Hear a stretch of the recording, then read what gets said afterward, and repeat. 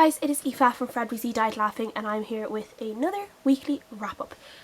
So this week I didn't read that much. I actually read 2 full books and 1 novella, and I will just get into it straight away. So the first book I read this week was a novella, and it is Binti by Nnedi Okorafor. This is a short story about a tribal girl. She's from a tribe in Africa, and it is set in the future, kind of a science fiction future, and it is where she is the first person ever within her tribe, or within this culture that she lives in, to be able to go to this college. And she's really clever, and she ends up going on this kind of a spaceship, or like a ship, to go to this college which is on another planet. But while she's on this spaceship, it is invaded by this other alien race which hates the race that is sharing the ship with her, and she ends up being the only survivor, and she ends up having to communicate with these aliens and try and figure things out and try and find a way that they can approach the people in the college in a safe manner where no one else dies, basically. And it's just this really interesting short story about her time, and you kind of learn so much about her. It's a short story, but you learn so much about her culture and her tribe, and kind of the traditions that she has been living with, and the traditions that she is breaking by going to this college on her own. And it's just really good. I really enjoyed it. I gave it 4 out of 5 stars, and I would definitely read more of anything to do with Binti, because I thought she was an amazing character. And yeah, it was just really good. It was short and sweet, but there was just so much in it that was enriching for me as a reader, and I really loved it. And I have actually another book by Nnedi Okorafor on my TBR, which I found out after I'd read Binti, which is Akata Witch, I think. And she has a few other books that just seem really interesting, so I'm definitely going to be reading more of her and make a point of reading more of her, because a lot of her books centre around characters that are African or of African descent, and African traditions and cultures and tribes and stuff like that. And I just find that really interesting, because I don't read much about anything like that. So I really loved it, and 4 out of 5 stars, and I do recommend people to read it because I really enjoyed it. And the next book I read finally was Lady Midnight by Cassandra Clare, and as many people know, this is the new Shadowhunter series that Cassandra Clare has written, and it is to do with a whole new set of characters called Emma Carstairs and Julian Blackthorne and Julian's family, and it is set after about 5 years after the events in the last book of the Mortal Instruments. And they are kind of characters in the Mortal Instruments do show up briefly in this, and obviously you do find out what happened in the Mortal Instruments books, because this is kind of the after effect of what had happened. And so you would have to read, it would be suggested that you read the Infernal Devices and the Mortal Instruments before you read this.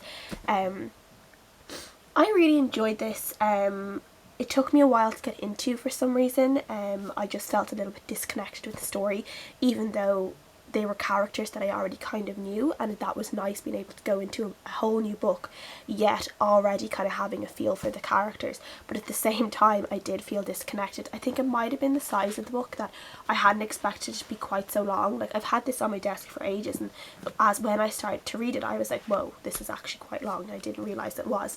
But yes, and there were few characters I really loved. I really love Mark Blackthorne. I think he's just absolutely so interesting. He's such a tortured character, and he's someone that I think I could just read everything about him all the time, because he's just so fun to read, and he's so interesting to read, and you just really feel for him. I just really wanted to give Mark a hug. And then there is Ty Blackthorne, or Tiberius, his real name is, and he was very interesting. And there was a whole section where they were kind of talking about the Shadowhunter world, and how things like mental illness are not even mental illness, but illnesses that probably aren't physical, and how they're treated. And Ty shows a lot of characteristics of being autistic, or on the autistic spectrum, and I thought that was really interesting. And I just loved that was put in there, and that he was accepted by his family. And there was mention of how if other Shadowhunters saw how he acted, or if he went to a school, the Scholomance, and people saw how he acted, and he would get upset because his routine was disrupted or anything like that, that they would kind of put him away, or they would kind of just treat him really badly. And I really hope that gets more kind of more thought in the other books and how these things could change around, because I feel like in the Mortal Instruments the whole Shadowhunters being gay thing was approached, and then, you know, it went through it, and then it was kind of accepted by the end, where that kind of became a thing, that it was okay for Shadowhunters to be gay, that, you know, there was no problems. And I would really like that to happen with this series, but have it with things like autism and mental illness and stuff like that. I think that would be really, really, really interesting to see that, you know, fought and accepted. And yeah, I really, really loved it. Yeah, there's not that much that I can really say about this, except that it was really good. Her writing has definitely improved a lot. You can see the strength of her writing coming through, and I was really actually kind of taken aback by the person who did the bad thing. I didn't expect it to be that person, so I was like, oh my god. And I really enjoyed it. There were, like, obviously there are a few things that I can't really say too much because I don't want to spoil it, but the main ship in this, I wasn't shipping. I was like, I wasn't really into it at all until a scene at the beach, and then I was like, oh, okay, I can see this now. But for a long time I was kind of like, ugh, I'm not really like into this at all. But yeah, I definitely have my favourite ships and who I want them to be, which obviously is never going to happen, but you know, we'll see. So overall I gave this a 4.5/5 stars. I'm not really decided, probably a 5 stars, because I did really, really enjoy it. And yeah, I'm glad I finally actually picked it up, and I got to meet her on Thursday and get my book signed. I do have the vlog and some of the Q&A up already, so I will link that in the video below if anyone is interested. The last book for me was a NetGalley book, and it was The Last Gasp by Trevor Hoyle, and this book is the reason why I haven't read anything else this week, because this one took me so long to read. Well, in my standards, so long to read, like 3.5, almost 4 days. And it was like almost 800 pages. It was like 780 pages, I think. But not only was it really long, it was really, really, really dense as well. So it took me so long to get through it. It's basically the tale of an eco-disaster, and it's set, I think this was originally set, like, it's been kind of republished. It was originally set in the 80s, and it has been republished and rejigged to be set in the 2016 onwards. So, you know, to make it more modern, I guess.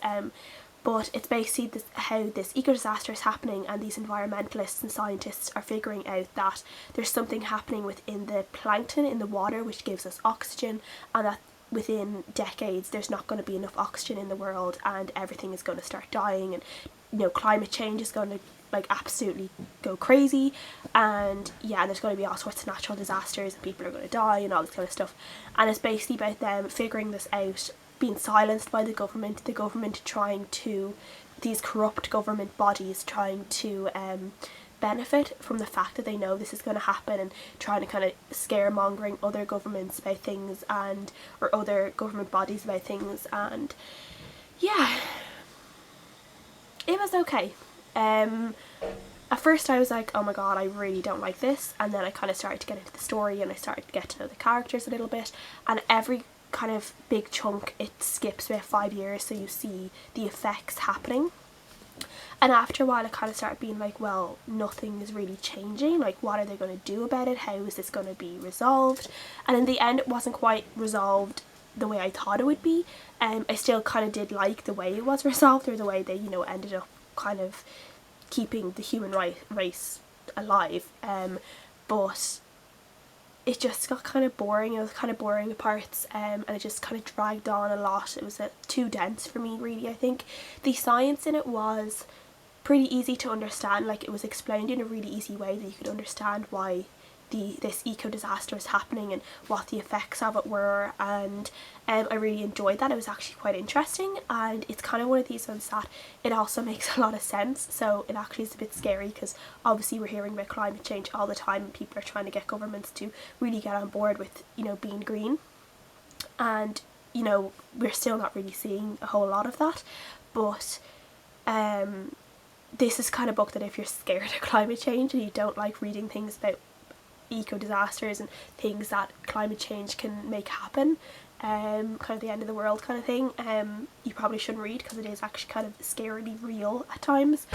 But overall it was okay, and I gave it 3 out of 5 stars. So that is everything I read this week. I'm currently 170 pages into The Silver Tide by Jen Williams. This is the 3rd book in the Copper Cat series / trilogy. I'm not really sure what it is, and I'm really enjoying it. So hopefully I'll get this finished by tomorrow, I say, because the chapters are pretty short, and if I just get really stuck into it I should fly through it. And yeah, so that is everything I read this week. Please let me know what you guys are reading, what you think of the books that I read. Please leave a comment below, and like if you like the video, subscribe if you like my channel, and I'll see you guys again next time.